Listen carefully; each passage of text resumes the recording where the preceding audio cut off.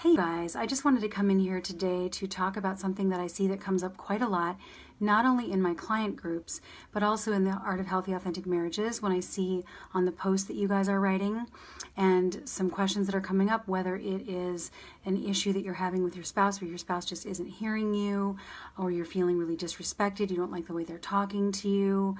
It could be an inequity thing around housework. Whatever it is, I'm seeing that there's sort of an underlying issue of boundaries that's embedded in what seem like very different problems. But when you really look closely, it's an issue of boundaries. Finding leverage, knowing how to hold them for yourself, and knowing what's okay and what's not okay, and what do you do with that information, because we can't really control other people. And so we tend to, when we talk about boundaries, I think there's like 3 top misconceptions that get in the way that I find myself correcting a lot and trying to explain a lot. So I thought I would just do a quick chat on this topic and go over the 3 misconceptions that I see come up the most, and how these actually show up and what boundaries are actually instead.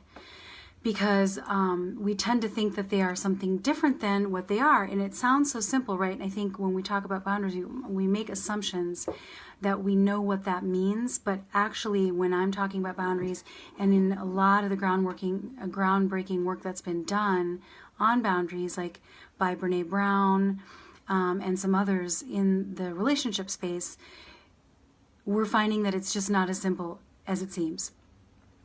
Or I should say it's simple, but it's not easy, and there's a lot of nuance to this. So number 1, what I see comes up is that we assume that boundaries mean greater separation.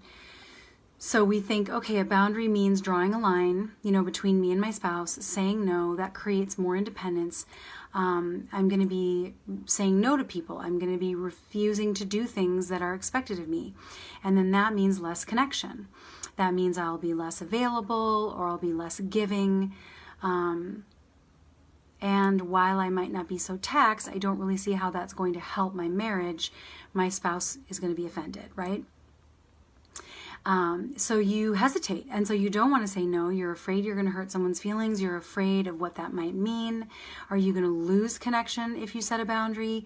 Or are you going to just go along with something and then feel resentment about it later, right? And then this ends up causing greater emotional disconnection and fighting later down the line. So you don't really win by not setting a boundary just because you're afraid that it will create disconnection or hurt someone's feelings, because it just defers that, right? You might save the connection in the moment if you're giving it a certain meaning, but then you resent it, and then later that comes out. So that's the number 1 misconception. The second misconception I see is that we believe that if we set a boundary that we're keeping people out. We really conceive of boundaries exclusively as a protection around us. And that is one kind of boundary. There's protective boundaries that really determine what we allow into our experience. What are we okay with? What are we not okay with? What are we going to participate in? Where's that line to protect ourselves and our energy or our kids? But they're also about what we allow from ourselves to spill out onto other people. So protective boundaries, containing boundaries.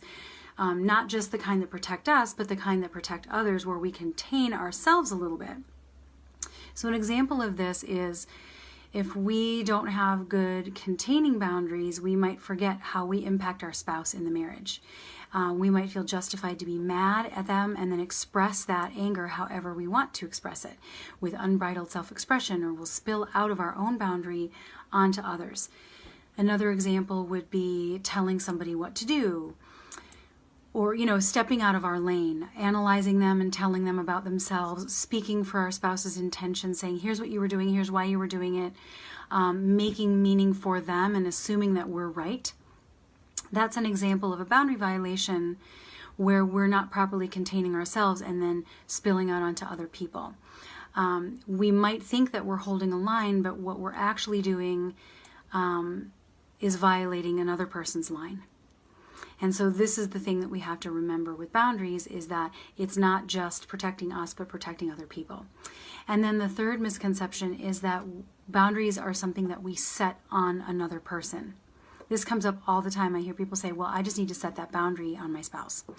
For example, I'm gonna set this boundary on my husband so he knows I'm not going to do all the laundry. And then they think that that means he's going to do the laundry. Or if I tell my husband I don't like that, this is my boundary, then they're going to stop doing it. But actually, boundaries don't give us control over other people. And if we misunderstand this, we end up feeling transgressed when actually we aren't transgressed. We just haven't held our own boundary, right? And you might end up getting offended when your boundary gets crossed because you missed your ability to hold it yourself because you thought you already set it by declaring it, right? And then you end up, having a lot of resentment or holding the other person responsible for your own happiness. You hold them responsible for taking care of you, which then creates power struggles because then you have a vested interest in what they're doing and trying to control what they do. You might also find yourself arguing about the validity of what you're asking for or what you want or why you're saying something's not okay. You feel misunderstood, and then it becomes not about holding the boundary, it becomes about defending it or having it be called into question. And that only happens when you think that you're setting a boundary on another person. So when you get that right, you end up freeing up all of those power struggles, and you end up having way more power than you think you had.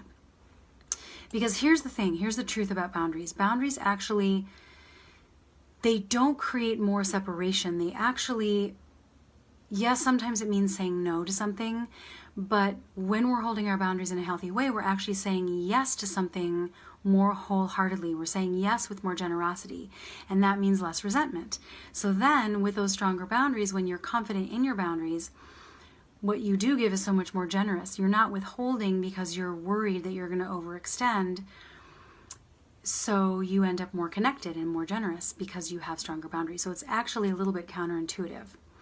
The other thing about boundaries is that they make us ask what we can do to hold the boundaries. Is it something that we can stop doing or do differently to hold the boundaries for ourselves? So that the other person can then choose what they're going to do with that information, right? We let go of control of them because we're holding it for ourselves. And that looks very different than what most people are trying to do. So in the end, strong boundaries are actually a willingness to have less control of things that are outside of our lane.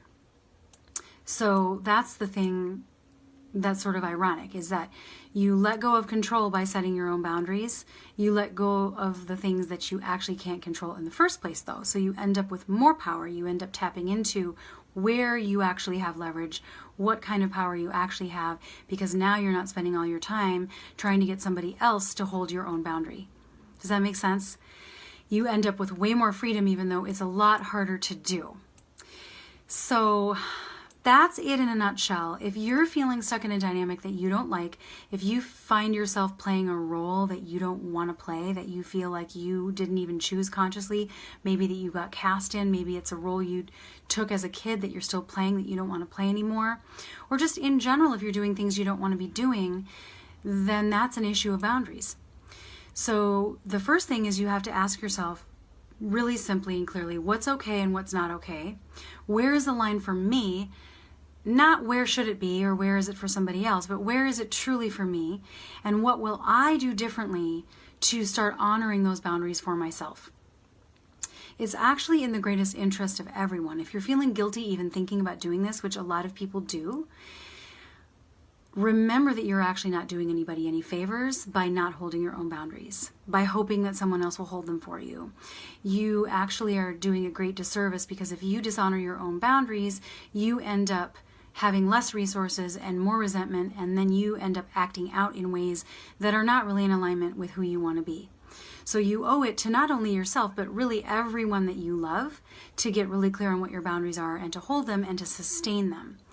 So if you are looking for clarity around this, if this is something that you've struggled with before, if you want help and assistance just identifying and sustaining these boundaries that are really healthy for you so that you can have a healthy marriage, then I invite you to book a call with me where we can really explore this with you and how this relates to your unique relationship. You can just go to monikahoyt.com/talk. That's monikahoyt.com/talk, and we can break down your relationship and see what that would look like for you. This is something that I do every day. It's something I have a ton of experience with in my own marriage and having to learn that because it's not something I grew up with. And I'm really passionate about this. So, and if you have any questions, feel free to post them in the comments below. Any questions that you might have are certainly questions other people might have. So in answering your question, I might also be helping other people in this group. So don't hold back. Thanks for tuning in, and I will catch you guys next time.